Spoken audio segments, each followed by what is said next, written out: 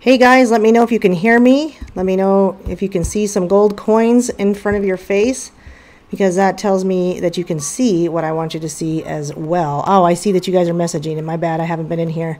Thanks for the prayers, guys. It is wonderful to get prayers and help from you guys. You have no idea how lucky I am to have good people here doing that for me. And speaking of good people, guys, I am going to go through some really fun stuff, but I want to introduce somebody, and his name is John, but he's also known as Revel, and you need to tell me how his volume is and how my volume is, comparatively speaking. But John, you are on the line, so say hi to everybody. Hey everybody, thanks for having me on there, and I appreciate it. Looking forward. Great, and you guys let us know if you cannot hear us both, or if one of us is too loud, because we don't know until you guys tell us, because we can hear each other just fine. So somebody throw out a message and let us know. But until then, hey John, what time is it there? Yeah. Oh, I think John is gone. He went out. No, there we go. There we are. What time is it there, John? We got 9 o'clock here. All right. Okay, so someone's too low. Maybe it's John that's too low. Revel's too low. Okay, I'm going to turn Revel up all the way, and I can't do anything more after that. So if he's still too low, we'll just tell him to yell into the microphone. But they can hear you. So thank you for coming on at 9 o'clock at night, your time. I appreciate that, John. Yeah, absolutely. If you don't mind, John, I'm going to show people... Yeah, they're saying they can barely hear you, but you know what? I turned it all the way up, guys, so if I can't do anything more than that, so I'll just tell them to yell if it gets too bad. I am going to turn the picture on me. Oh, there's my silver eagles, because I want to show this gold, John. I've got some gold in my hands today, and I'm going to show people. Do you own any gold? Nice. I do own a little bit, but it's all in the storage, as given to me by my grandfather, so... It's, locked up. I don't really have it in my hand. I'd like to get some that I can, hold in my hand and have on hand. But no, I have a... Well, guess what? I have some spots open, to win the gold. Actually, right now... Nice. I have the... So this is what I'm holding up right now is a 10th ounce gold, guys. This is what's called Mint State MS70. So it's this perfect condition coin. This is not what I'm raffling. I'm raffling the coin outside of the case. So you can put your greasy paws on it. You can go ahead and... touch it and get your fingerprints all on it. But what I'm doing is a half ounce, so that's just a 10th ounce. And so what I'm showing people is this tiny dime-sized gold, right? It's just a tiny little dime. It's really awesome, though, to even hold that. But this is I'm showing a 1/4 ounce, so it's the size of a quarter, literally the size of a quarter. And this is also an MS70. And so what I have that I'm raffling is a half ounce of gold. So a half ounce of gold is going to... Go ahead. What's the MS70 refer to? So, sorry, I'm not well versed. Yeah, so it's a great question. And Revel will have to speak up, so he will, because I've got him turned all the way up on my end. But okay. So what MS means is mint state. It's in perfect condition. It doesn't get any better than this. It hasn't been touched, hasn't been dinged. And so basically what you're getting here is a perfect, just like you imagine if you've ever collected baseball cards or comic books. What you want it when you sell it is, do you want it to be in the best condition possible? So now this is certified. Now that's not what I'm raffling, guys, but we're just answering questions. But this is certified by a company that says we looked at it even with laser sophistication, and we've determined that it's perfect mint condition. And so they vacuum seal it in a case. They give it an identification number, and that's what the MS70 means. So it's mint state 70 on a scale of 0 to 70, 70 being perfect condition. Right on. So the pack I joined for you, am I still on? Yeah, I can hear you. Okay, I think it was the monthly thing. Is that for the silver bullet, or is that for something else? I forgot to ask. Oh, the Patreon? So what I do is I send out 1 ounce of silver when somebody joins my Patreon, but I don't send it every month because that's not enough. I would be, it's actually, if I wanted to send out one, I'd probably ask for $20 a month, but my Patreon is more you can pick 12, you can pick whatever, you can pick 5, but if you pick certain amounts, I will send out, the silver coin like this. I have these silver eagles, and I'll send one of those out to somebody who pays $12 or $8. And it used to be a half ounce, but I don't carry that many half ounces, so I'll either drop ship it from my vault in Idaho Falls, or I will ship it. What do I have that I myself? So it just depends on how things are looking on the day that I do it. So with Patreon, I do appreciate that, because that Patreon helps me, guys. It helps pay for this channel, and it helps me be able to get more gold and silver to raffle too. And so I appreciate that John is a patron, because it does really help keep my show going. So I'm appreciating that a lot. So thank you. So yeah, what you got is I've either already sent you one, so you need to let me know, because I will be coming from the vault, but I will have sent you an ounce, and it should be coming from my business vault in Idaho Falls. Okay, shh, kids. Right on, right on. Yeah, it's my pleasure. But before we get started here, I'm gonna pop these headphones out and see if I'm any louder. Forgive me, just let me do a sound check here. No problem. In the mean, is that any better? Whoa, I'm echoing though. That's the problem. Okay, I'll put them back in. Okay, I'll put them back in. Now I don't know if it echoes for anyone else though. You know, maybe it doesn't. Not sure. I could just turn all my volume down, but I'll barely be able to hear you. I don't want to echo for you, so I'll just leave them in. Okay, you'll just have to talk louder. But they can hear you. It's just that they can't hear you as well. And thank you for saying you love my hat. I love my hat too. So, all right, so I got these 10 names. I'm gonna do this drawing real quick, and then we're gonna get into a lot of Nephilim talk. It's gonna be fun. So this drawing is, people can see on the screen that I've got all these names up 1 through 10, and this is a satellite. That means people paid $10 a spot to try to win a $100 spot for that half ounce, half dollar size gold I was just talking about. That is not mint state. It's just gonna come where you can put your fingerprints on it. But this is going to win. So some of these people that have spots on the $100 spots, they won from a $10 spot. So they didn't have to pay $100 to get a $100 spot. But you see how I still get the $100, because it's 10 spots times 10. So that's how that works. So here we go. That's the 10 people, and you can't see them, but that's okay, because I'll announce who wins. And I'm going to go to random.org, which is the most trusted random generator tool that we use for these kinds of things. Number 5 is alive, so woo! I didn't do my drum roll, but okay. So that's Patricia, and she is also a patron. So congratulations. I hear music playing. Are you playing songs for us? Sorry, I had to kill it. So congratulations, Patricia, and she has been winning a lot lately, so she's going to be excited. So I'm going to move on, and I'm going to ask John some questions, because John brought up something I have never thought about before, and he brought up, I asked him today, guys, if he was familiar with Nephilim. Well, he's very familiar with Nephilim, and I want you to tell people what the monks told you when you were younger, John. Well, it's something that's kind of controversial. It has to do with dinosaurs and Smithsonian. And I was told that most of the dinosaurs, if not all the bones, were actually attributed to the Nephilim and giants. And somebody kind of reinforced that I watch a lot on YouTube by the name of Crow 777. Oh yeah, I listen to him a lot. I like him too. And he's one of my go-to guys, always has been. And I haven't been there in a while, but him and Jason Lindgren are great. Keep speaking up, by the way. Gotta go ahead and speak as loud as you can.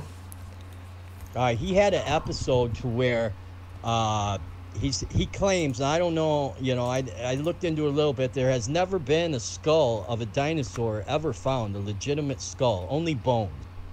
And those that have been found were immediately bought up by the Smithsonian. And what I was told was that in the days of old, like Enoch and the people we've talked about in the book of Enoch and Genesis and Ezekiel, that these were attributed to the fallen ones who bred with the women of earth and were men of renown, big giants, as it were. And that's something heavy to hear as a child, and I just kind of took it with me. I never really spoke about it much. So we agree with you. People on this channel aren't going to argue much with you on any of that. But the dinosaur thing was a new one to me that I had never heard before. So what I did is real quickly, because I was just getting stuff ready, was I found an article just specifically on that. And I don't know if it's a trusted website or not, guys. That's not what this is about exactly. What it's about is just that idea.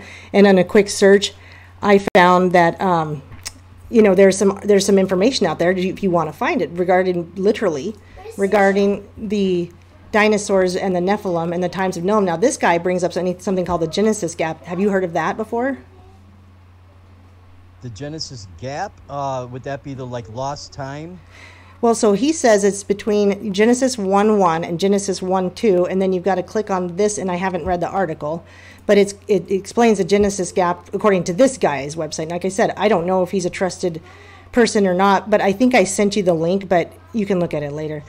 But it just kind of says that there's this gap between Genesis 1:1 and Genesis 1:2 for Satan's rebellion and fall. And I have not heard of any of this, so I don't know if anyone out there knows or has it. Someone has Crow. He's never mentioned that before. I take it. I not per se. He might have. He touches on a lot of things. I've got Genesis open to one here now. What do you say? Between 1:1 and what? Between 1:1 and 1:2, they're calling it the Genesis gap. Okay, 1:1 and 1:2. Oh, wow. So in the beginning, when God created the heavens and the earth was formless wasteland and darkness covered by the abyss, while the mighty wind swept over the waters. That's 1 and 2. Okay, so I wonder what they're saying is the gap. So, I mean, I could read it. So I'll read a little bit. It says an introduction. Lusting after the glory and adoration God was receiving from the angels, Satan conceived, planned, and executed what he assumed was the perfect coup d'etat, designed to replace God's rulership of the universe with his own. And then he's got a link for that. But Satan's assumptions about what God could not or would not do in response to his treachery were faulty. God could and did frame a response that would fulfill his perfect standard of righteousness without compromising his holy character. God could and did frame I said that already. Satan did not believe that God would ignore their iniquity of us. People often make this assumption on the basis of relative sin. Okay, so he's talking about stuff we already know. Let me see if I can go down to where he's talking about what this gap is. Well, I think it's interesting that a lot of people skip the very beginning of Genesis when they talk about the firmament and things. Because right here in Genesis 8, it says, God called the dome the sky. Evening came, the morning followed, the second day. But I think that's important. God called the dome the sky. That's right in Genesis 8. And I agree with you. And I wasn't on board with that at one time. I'll tell you, I wasn't until really recently. But I'm prayerful about this. So I want everybody to know, even in the chat, there's a lot of people, and they're excited that you're reading from the Bible, by the way, John. And so what I will say is that I prayed about it, and I knew that God was saying, that's just not where you're supposed to go yet. Don't go down that road yet. You'll go there when you're ready to understand what I'm saying. And now I've just recently, listening to Crow too, just recently started to say, okay, I need to look to this firmament thing. And so that's just something I'm now myself finally looking at seriously. So you're right. I agree with you completely.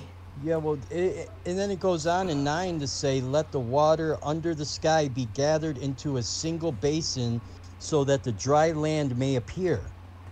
And so it happened. The water under the sky was gathered in its basement, and dry land appeared. God called dry land earth. In the basin of the water, he called the sea. And God saw how good it was. So, I mean, there's that. Yeah, I think it's something that I'm going to listen to some of these guys more on that I trust who look at it. I mean, I really like Gon Shamura because he's Faced Like the Sun, and he talks about hollow earth along with Justin Fall, and I think there's a possibility it's both hollow and there's the firmament, and I'm not sure about flat yet, right? Like, not sure about just literally flat or what, because I don't know. I'm not willing to look at it. I'm willing to hear about it and think about it. I'm just not sure myself yet. Oh, yeah, somebody says don't start with flat earth.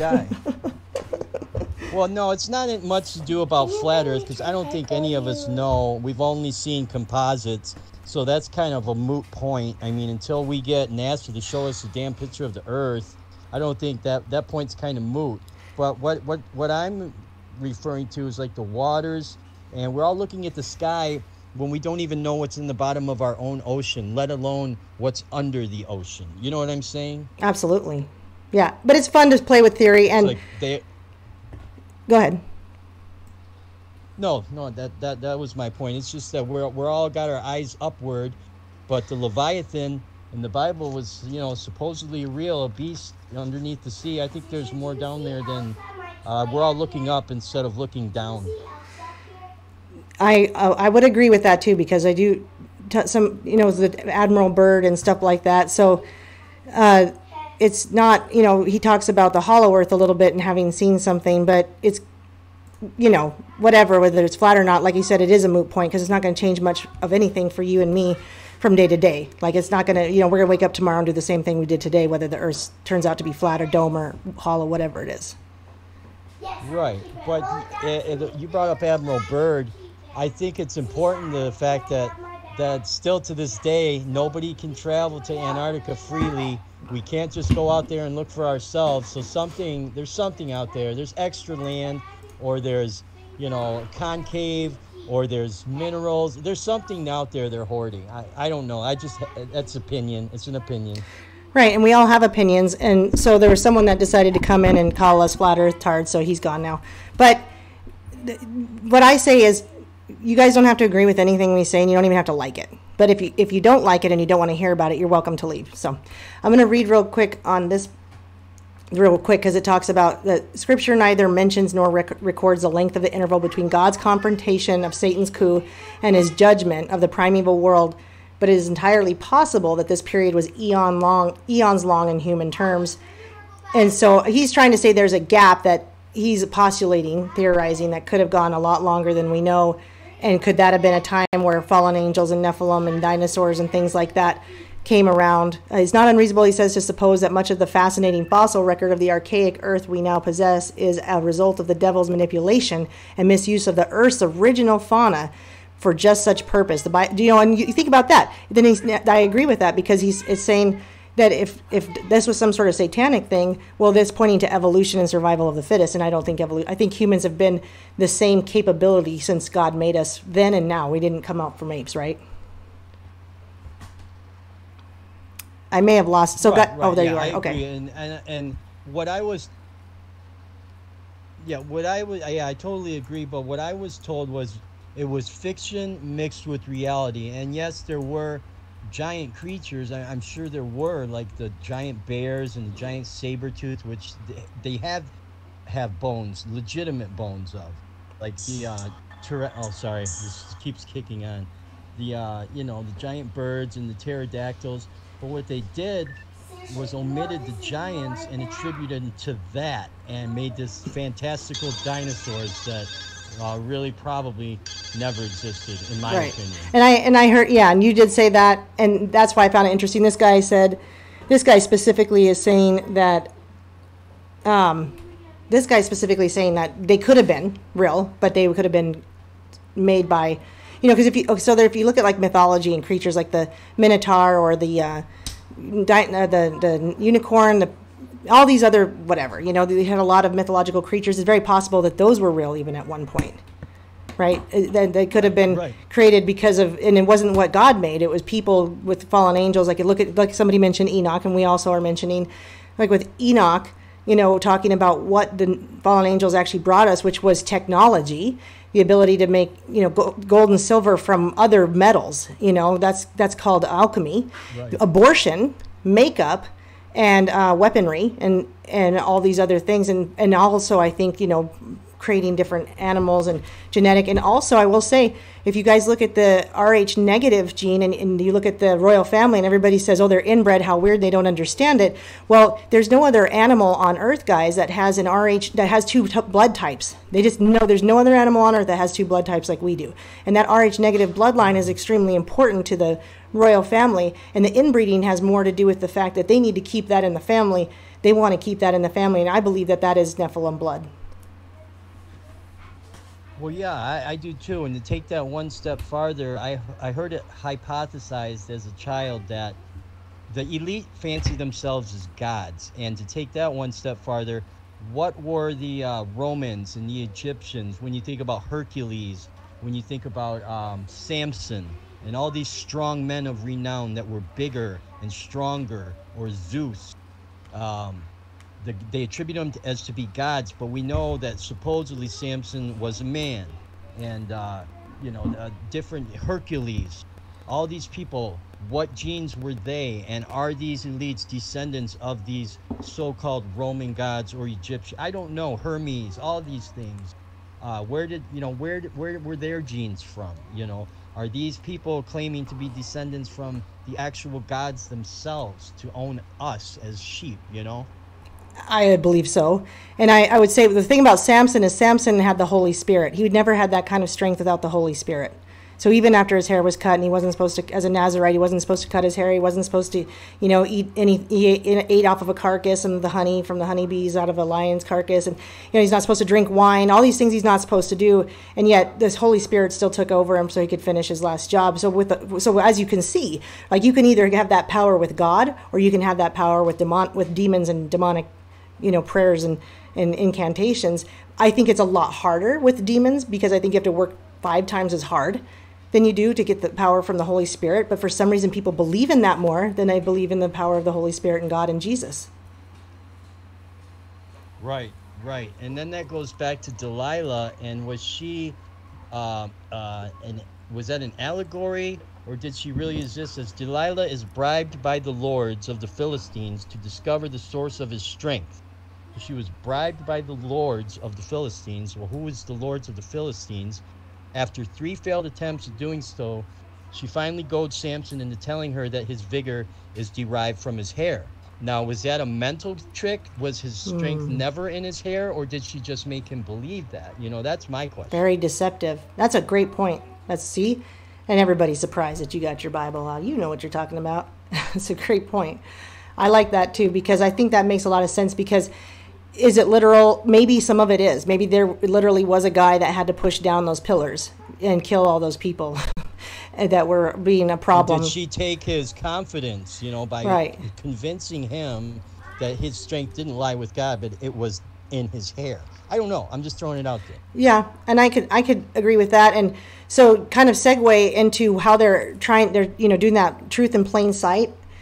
I pulled up several articles, and some of them are older, but some of them are more recent. But I pulled up several just mainstream ways that they're talking about Nephilim, from television to video games to Snopes, right?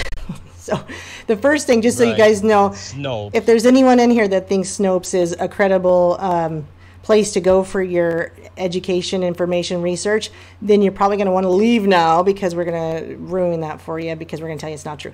So Snopes, of course, they have giant human skeleton photographs. According to the Old Testament, the Nephilim were the offspring of the son of God and the daughters of men. They don't even mention what that means. And of course, you go down and you go, false, not true. So don't worry, guys. If it's mainstream is saying that it's false, then you can probably assume that it's true. So we're done with that one. And so you'll like this one, I think. I brought this up before, so some of you in here have been here before, and you've heard me talk about Nephilim cologne and Nephilim perfume. This is a different brand. This is called the Black Phoenix, again, Alchemy Lab, and they've got your own wonderful hand-blended Nephilim perfume oil. So if anyone's got any black masses they're planning to go to, you can just buy your fire and brimstone smell here. I wonder what it smells like. I can't even imagine. Let's see. It says, I gotta look at this. Dark children conceived from the union of fallen angels and the daughters of men, according to lore, angel whatever. I'm not going to say it. Led a group of his angels to earth to instruct mankind in the ways of piety and righteousness. Oh, okay. That's what they did. We've been wrong all this time. After a time, the angels became prey to earthly desires. Oh, those poor angels, and began to lust after the daughters of man, and thus they fell. Well, they became fallen later. They instructed they wanted to make us righteous. They were so nice. They instructed their mortal mates in the arts of conjuration, summoning, which is obviously all fine, necromancy, and the magical arts with a CK. The fruits of their union are Nephilim. Woo! So what does it smell like? Oh, holy frankincense and hyssop in union with earthly fig, defiled. This is wonderful. It's defiled by black patchouli and vetiver with a chaotic infusion of lavender, cardamom, tamarind. If I'm saying these things wrong, don't correct me. I don't care. Rosemary, oak moss, and cypress. Where's the fire and brimstone smell? Anyway, if you're feeling like, anyone needs that, you can buy it anywhere from $4.50 up to $20. Yeah. How lovely. Yes, and I had another one that was a Nephilim cologne, and I don't remember. I think it did say something about the smell of brimstone. I can't even remember. Well, it's interesting how much in mainstream and, like you say, cologne, and my lane is pretty much music, and you can find references to the Nephilim in the Rolling Stones. You can find it in just about, we used to cover a song by, I think it was either King Crimson, called Necromancer, and I didn't even know what I was playing at the time until I looked up the lyrics, and it was basically romanticizing the thought of the Nephilim And like from what is it here? Ezekiel 32. It's basically said what you said, but my spirit, anything in red is supposed to be the words of actual God. And it says, my spirit shall not abide in mortals forever, for they are flesh. Their days shall be 120 years. And then it ends. Their days shall be 120 years. I don't know. That in gematria breaks down to 3, like the Trinity. I don't know what's encoded there. But the Nephilim were on the earth in those days, and also afterwards, when the sons of God went into the daughters of humans, bore children to them. These were the heroes that were of old, warriors of renown. So by that virtue of that statement, 6, 1 through 4, these were the heroes that were of old, the warriors of renown. So are all these people that we hear about, these men of renown, are they the Nephilim? Is Hercules, all these men that, fill in the blank? Are these the extra gene? Are these the guys? And to take that one step farther, are these the athletes of today, the power lifters, the 6'7" basketball players, like the Shaquille O'Neals? Are these the chosen ones? Is this why they're like, groomed from birth to be athletes, because they know they carry this gene? I don't know. It could be, and there could be some kind of cloning involved with that too. And it's been going on for decades, in my opinion. And when I say when I say cloning, to what extent? About that, don't have an opinion on to what extent, right? I don't have an opinion, but if you look to the movie Gattaca, which is now like 20 years old or something, the movie Gattaca talks about perfecting our children and having them genetically modified to be able to be the guy that gets the better job or the guy that can run for miles. And if it was in the beginning, back when I was in college and I was going to do a thesis on what's called gene doping, it was when you actually genetically modified genes while you're still alive now, right? Like you're an adult, and they wanted to introduce certain like endurance genes or heavy lifting genes, and they were doing it in rats. But the first guy to try it, of course, because they have to take out the RNA from a virus and insert it that way, well, he had a reaction and died. So then when you look at it like, okay, if it's gene doping ahead of time, if they were already trying to do it to us alive, why couldn't they do it to us before we're alive? And that is what we call, that's a cloning type of idea. You're going to take other DNA, right? And you're going to modify the current DNA in a person. And so that is also the idea of a clone. That is not a God-made human. It is a man-made human with his own touch to make him better, different, or whatever. So there's a way of thinking, because people think, they don't know what they think about cloning or why they don't believe it's a possibility, but it is certainly a possibility. They've been testing this stuff for decades. Well, that parlays in perfectly to what I'm looking at here from Numbers chapter 13, verse 33, 333, go figure. It says, later they inhabited Canaan, and at the time of the Israelite conquest of Canaan. This comes from Numbers. It says, the Lord said to Moses. See, Moses knew what was up, and he sent spies. And he said, send men to spy the land of Canaan, which I am giving to the Israelites. So they went up and spied on these dudes, and then it says, and they told him, yet the people who lived in that land are strong, and the towns are fortified and very large. And besides, we saw the descendants of Anak there. So they brought to the Israelites an unfavorable report of the land they had spied out. And the land had gone through as spies that devours its inhabitants. Let's see, it goes on. There we saw the Nephilim, the Anakites, come from the Nephilim.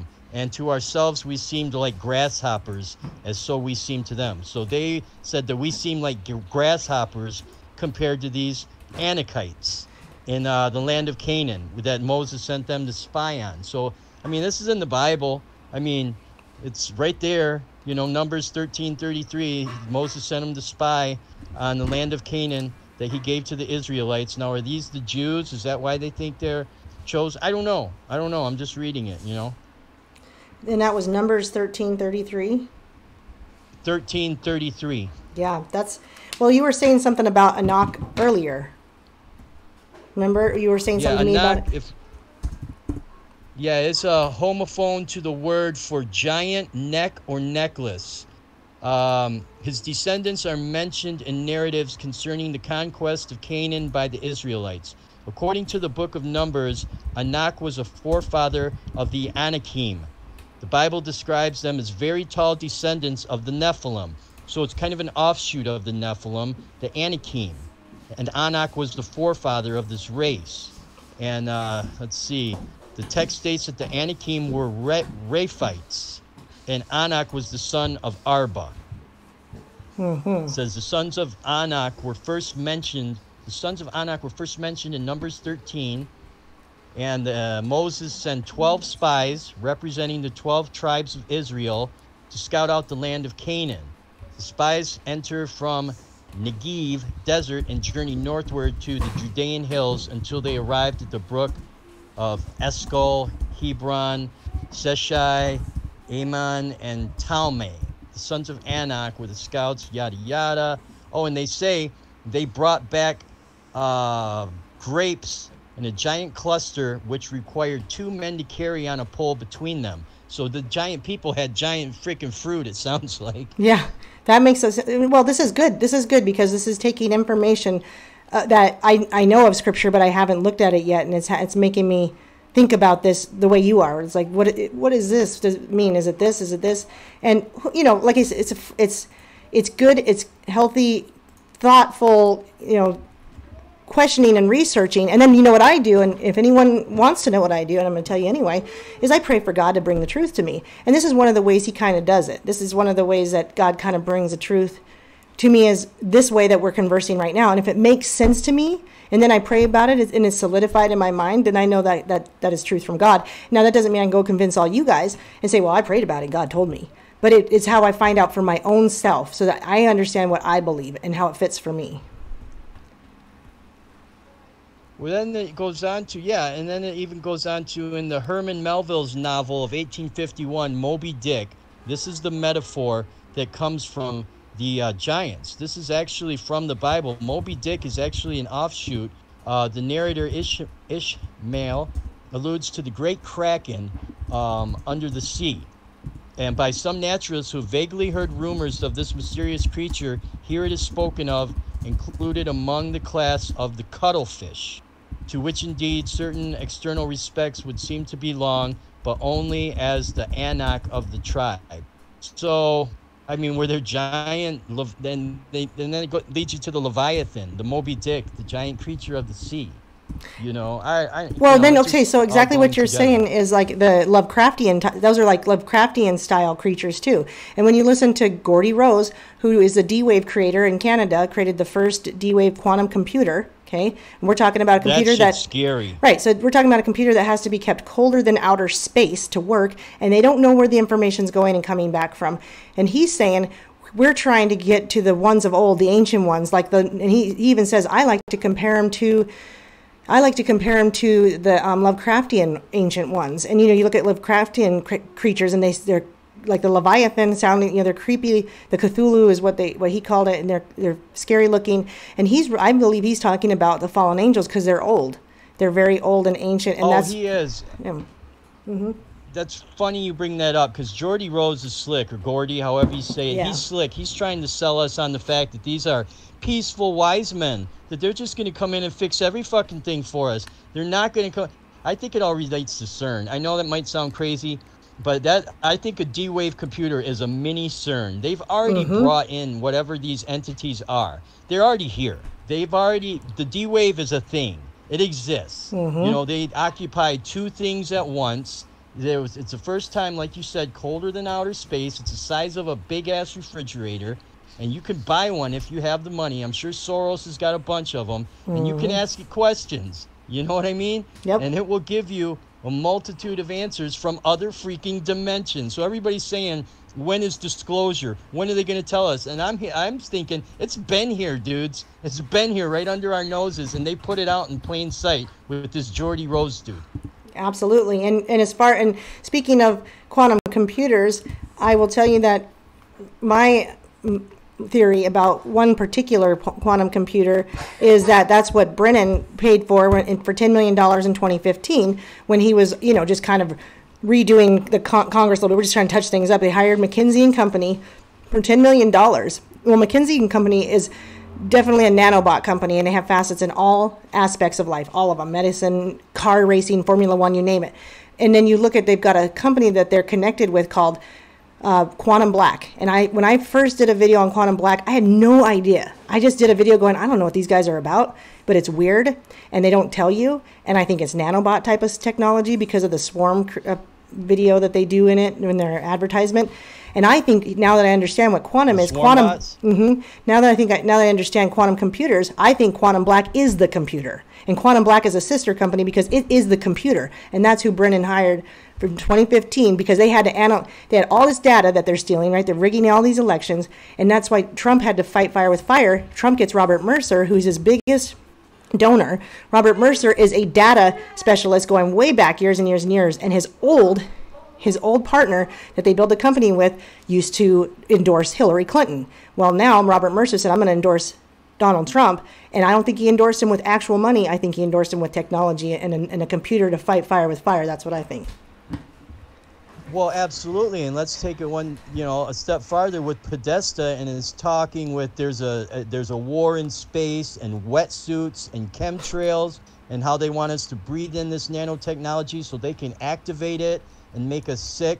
My question is, now that Trump's in office and Patriots in control, have you noticed, did you watch Serial Brain, that Trump has reversed these chemtrails? They were doing something in the sky, and I think it all relates. Like, I could be sounding like a crazy person here, but when you talk about wetsuits and nanobots and all these things that were in those WikiLeaks dumps, I don't think we know exactly just yet on how far that went on the controlling of us and what they were actually doing. Because there's a statement that says, if you think the government, whatever they're doing is bad, like multiply it by 100. You have no idea what Brennan and Obama, they were destroying us from the inside out. These communists, socialists, that all, Jarrett, all of them. And, they can send whoever they want. I don't care. Those people were trying to destroy us from within. Every chance they could, sexually, immorally, and with the technology, every aspect of it, like you said, the Saudi kings probably have 10 D-Wave computers they're talking to freaking, I don't know, different dimensions, trying to bring down this country.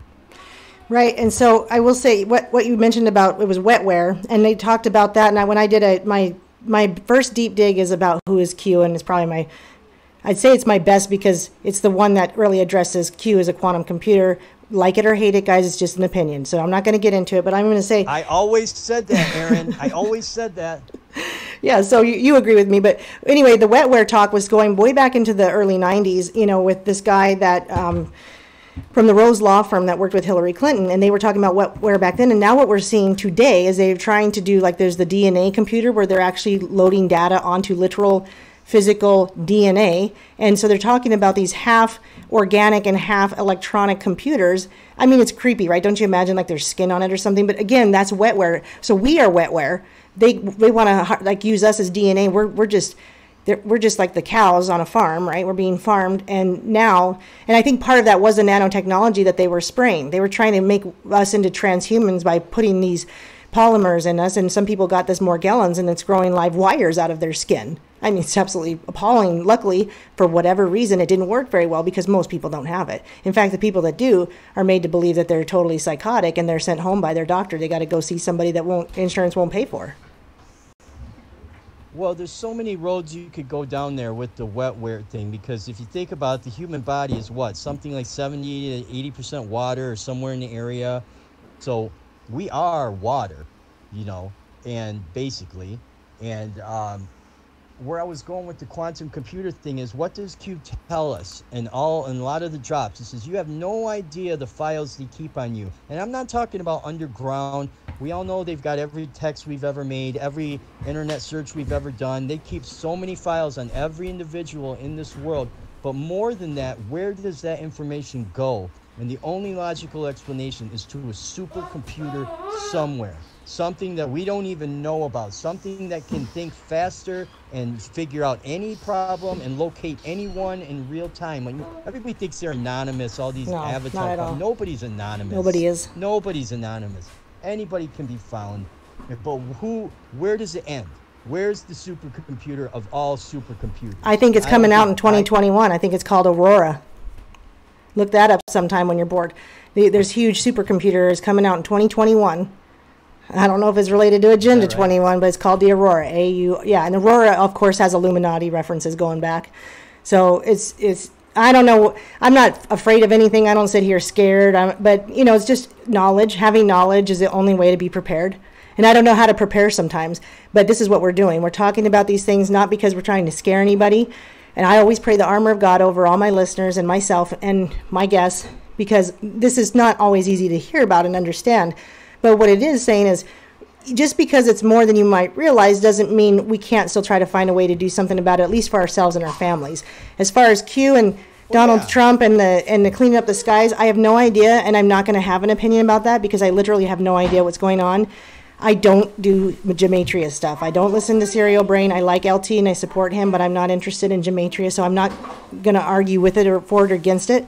But I have seen my skies have been clearing up the last few days, and so I do believe there's something to the skies clearing up, because I don't see them out there spraying like they were, unless they're spraying invisible stuff. That's just that's a physical thing. It's a tangible thing. You can look up and see that there's no more stripes. But like you say, I'm not scared of any of this. What's going to be is going to be. But here's what I am scared of: is if these supercomputers do exist, which they obviously do, and who's in control of them? Are we going to put AOC or Kamala Harris or Joe Biden back in control of these freaking things? God, I mean, and this might sound like me on the Trump bandstand, and it probably is, but who do you want in charge? Donald Trump of these chemtrails, or do you want these communist, socialist agenda, Green Deal, country bankrupting people controlling these quantum computers, because they will use them against us? And I think they have. And it probably relates to the Tesla towers in Texas right now that I talked to Windsor about. I don't know. I'm just pontificating like you. Well, here's what I'm going to say, because I do want to mention some other articles, and we could do this forever and ever and ever, and it's fun, and I like it. Right. What I'm going to say is, I don't know, and I think we should, I personally do want to look into some of that stuff a little bit more myself and have that conversation again with you and have you come on and be like, all right, let's talk about that some more, because I didn't, all my articles that I have up are on Nephilim. So I don't even have pictures to show anybody of the stuff that we're talking about. So real quick, I wanted to mention... Sorry to take us down the wrong road. And no, you never have to apologize, because this stuff's fun for me, and I wouldn't keep going if I didn't want to. And I think because it's important information. And I have said this stuff in other videos, and so I'm just tying it all together the same way as you are, and I'm glad we're on the same... Right on.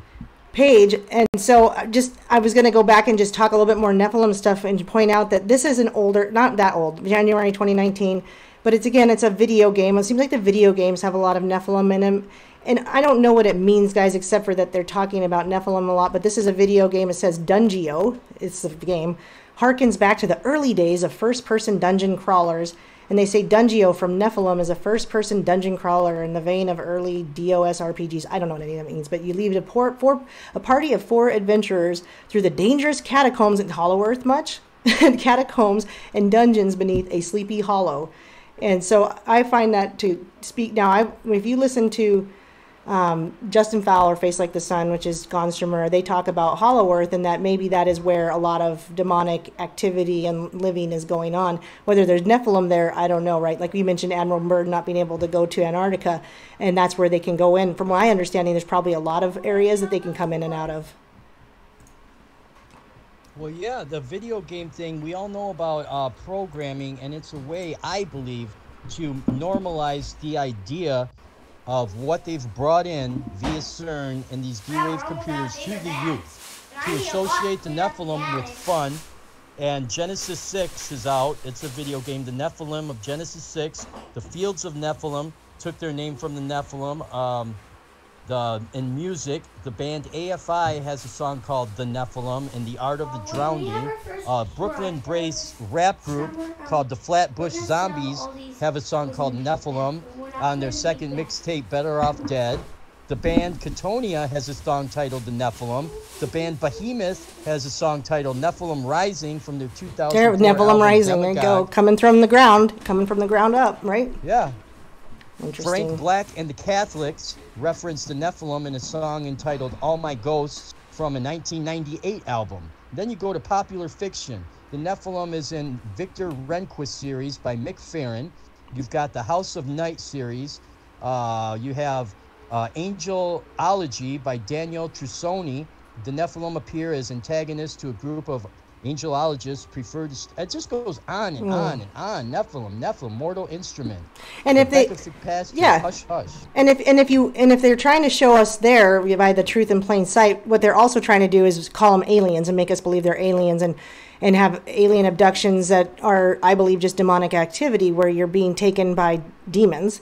And they're doing the same kind of ritual stuff that you see done at seances.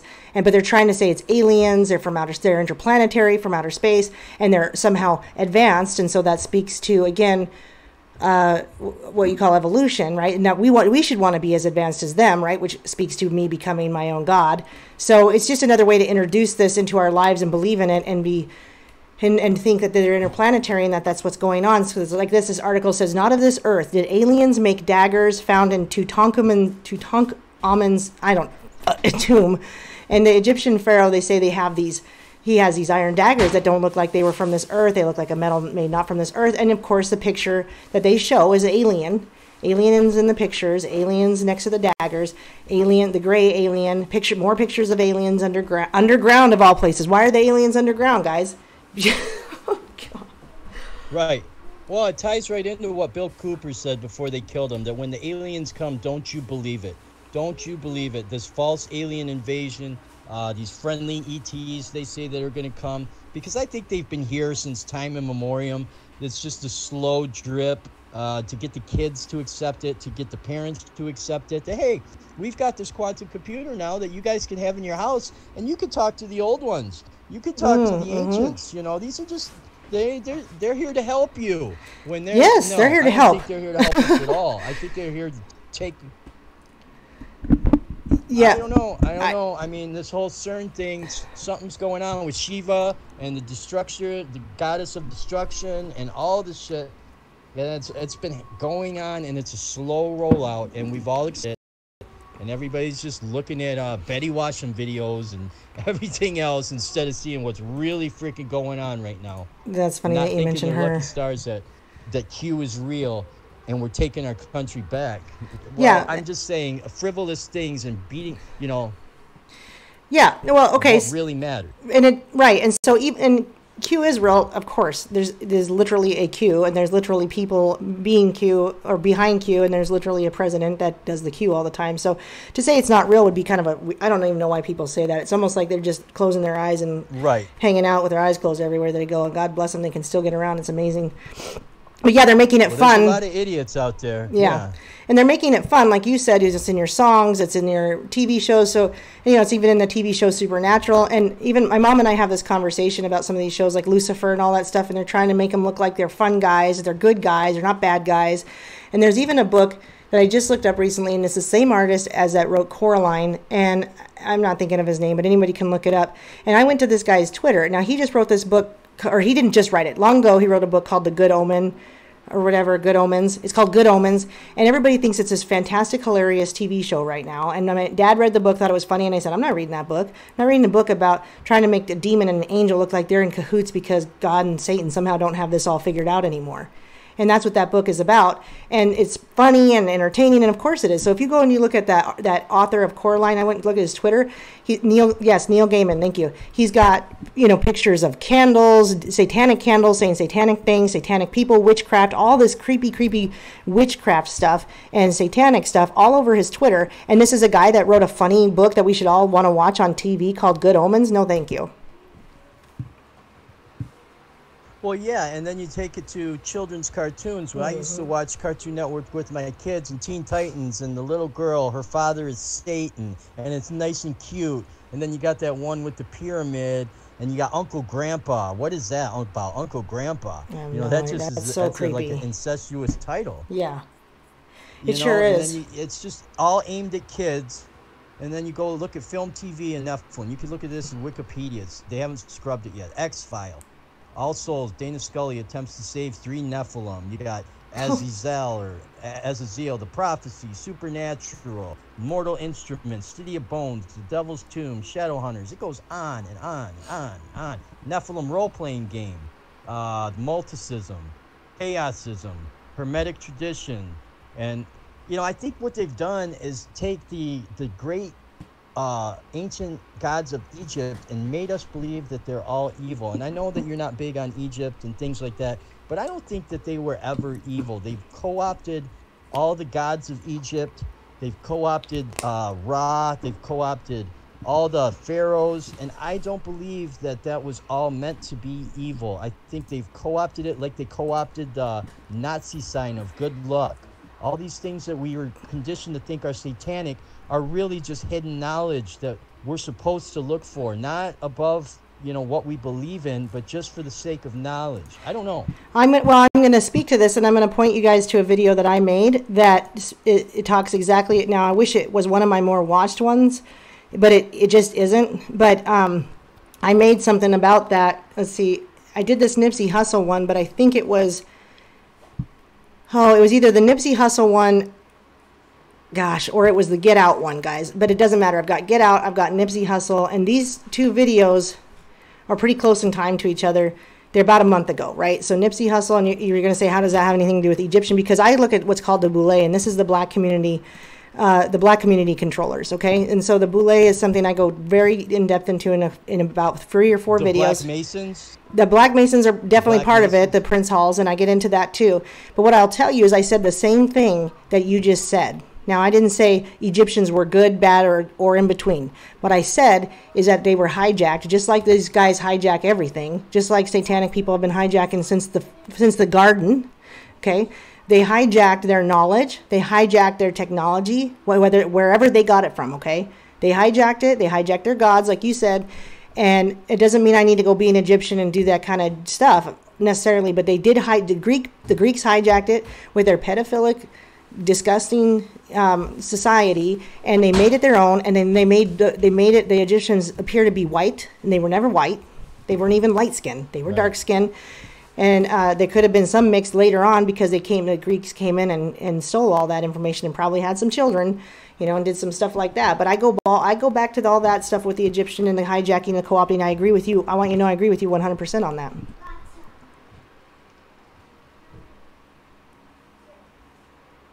I don't know if you're still there, though. I don't know if I'm still here. Yeah, I just cut out, but I'm still here. Okay, I'm still here. I hope they're not shutting this down. But Linda Paris talks about, I can't remember the name. Was it the Hivites? Yes, the Hivites were a race of people that bred with the Egyptian pharaohs, I do believe, and infiltrated the kings and queens, or the pharaohs of the time, to co-opt things for themselves, where they were really, I think they might have been Jews, or I don't know. I'm not a Jew hater, but I think that, am I still here? Yeah, I can hear you. You're going. Go. The Hivites were a race of people that hide amongst the kings and the queens, and they married into them. And Linda Paris said, I can't remember her channel, but used to be Shut It Off Now. Everybody knows who Linda Paris is. Yeah. Yep. She talks about it a lot, the Hivites and the thing with the eye, and how, these eye surgeries and these baby eaters, supposedly, or whatever they are.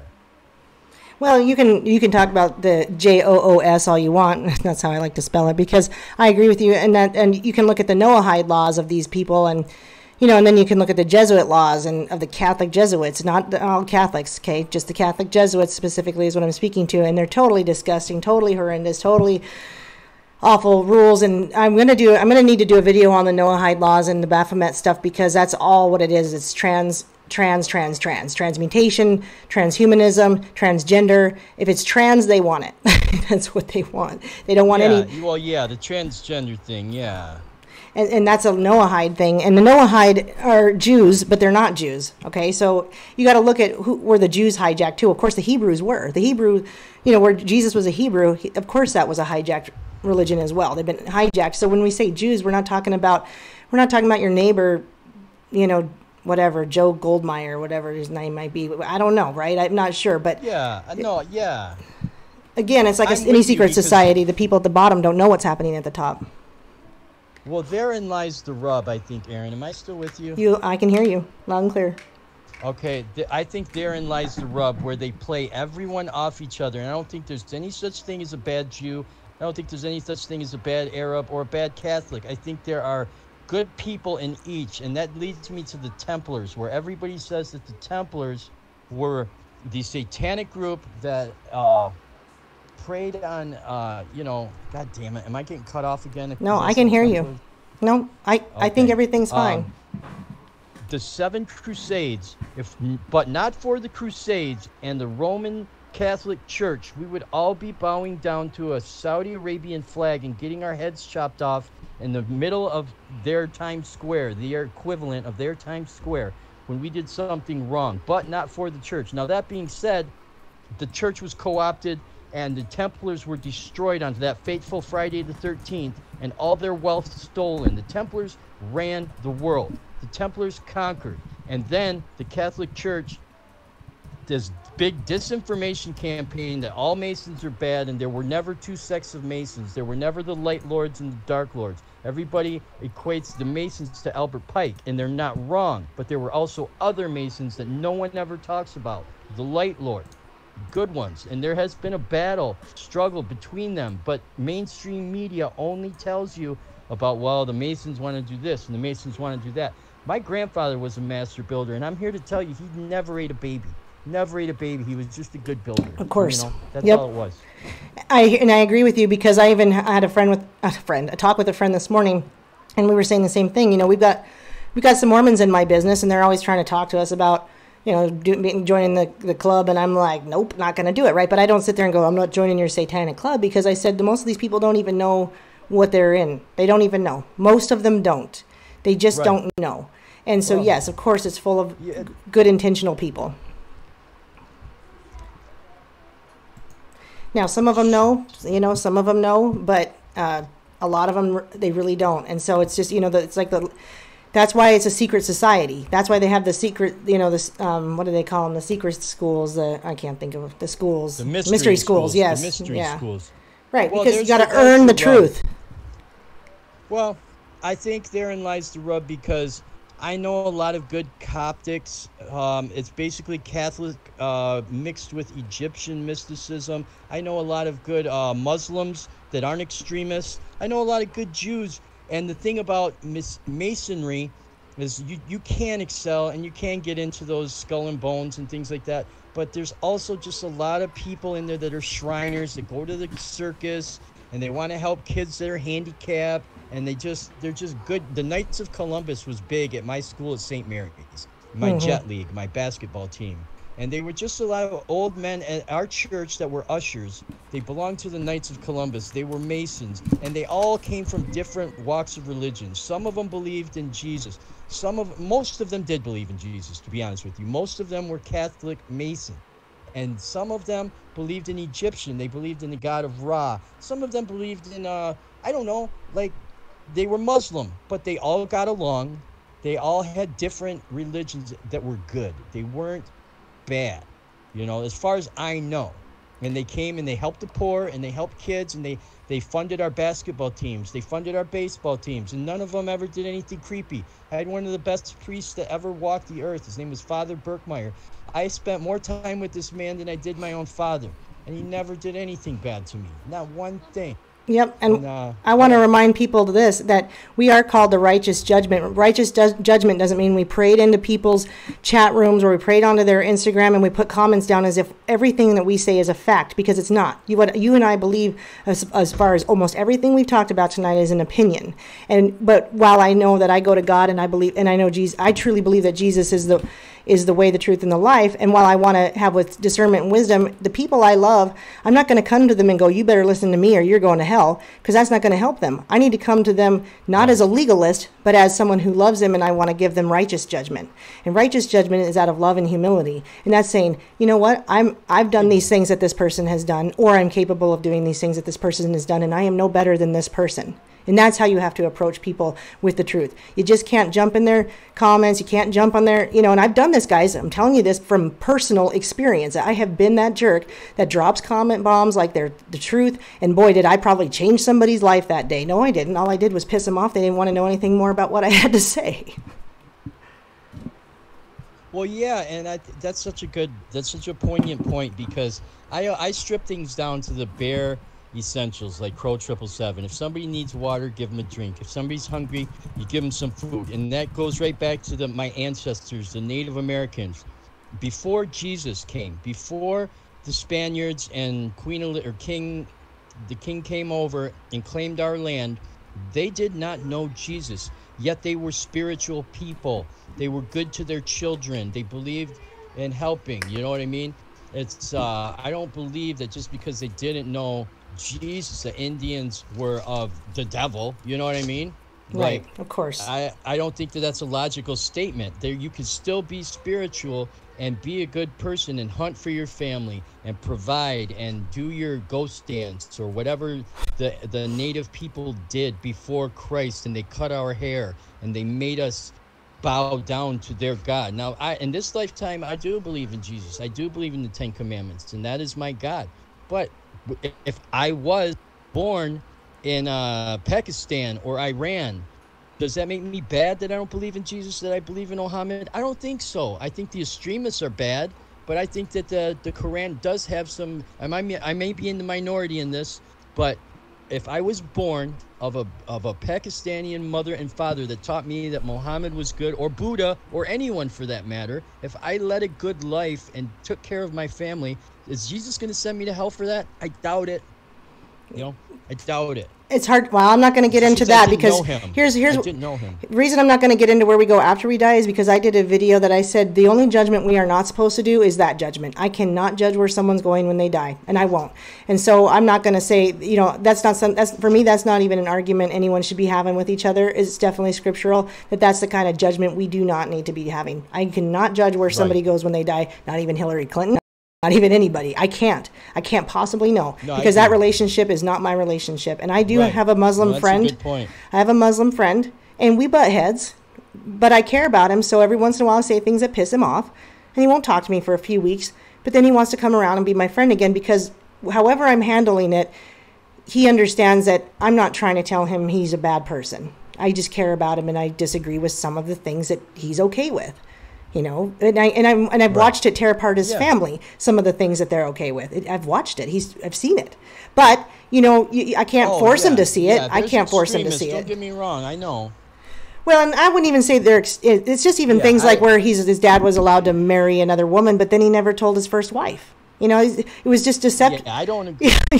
He took the rules into his own hands. So anyway, you cannot judge where someone's going after this. I don't condone any of that inbreeding and whatever. I'm just saying that if somebody led a good life and didn't beat their woman or made her cover her face or do any of that, I don't agree with any of that. No, I don't. But I'm just saying, if they led a good life and took care of their family, I don't know if like you said, who am I to say where people are going to go? You can't. And if you did, then you should be prepared to be judged in that same way. So if you're going to say, and I'm serious, guys, listen to me when I tell you this. If you're going to sit here and go, Hillary Clinton's going to burn in hell, are you going to burn in hell? Because maybe you're not capable of just the extreme nastiness that she's done. But again, you guys is not condoning her behavior. And so if you think that, you got me all wrong. But what I'm going to tell you is we didn't grow up like she grew up, did we? Now, I'm not saying that she deserves anything less than hell, but I don't get to decide that's where she's going. Because for me to make that judgment right here, right now, I could have that judgment made on me for many of the things I've done in this world. Many of the things. And I hope to God that's not what happens to me. And I have a chance. I have a chance to be saved, and I am saved. Well, I'm for sure going to hell, so... Oh, stop it. Okay, well, you guys, it's been an hour, and as easy as this would be for me to go on and on, I have two children that really want me to hang out with them, even though it's only been an hour. It hasn't been that long. Next time or another time, I'm going to touch on some of this stuff with Libra again. I'm not going to do it tonight because it's enough information that I'm just not going to get into it tonight. We'll get into it another time. But I have really liked having John on here, and I think you guys have really liked having John on here. And Black Eagle, if you want 101 wives, you know what? I can't judge where you go when you die. That's all I can say about that. But I can have righteous judgment about your 101 wives. But anyway, I'm not with that. John, I thank you for being on here. I think you're an incredibly intelligent person with a lot of good insight, and you said a lot of stuff I hadn't heard, and it makes sense to me, and so I like it, and I'm going to look into it. Do you think you would come on here again another time and do this with me again? Absolutely, anytime. Thank you for having me.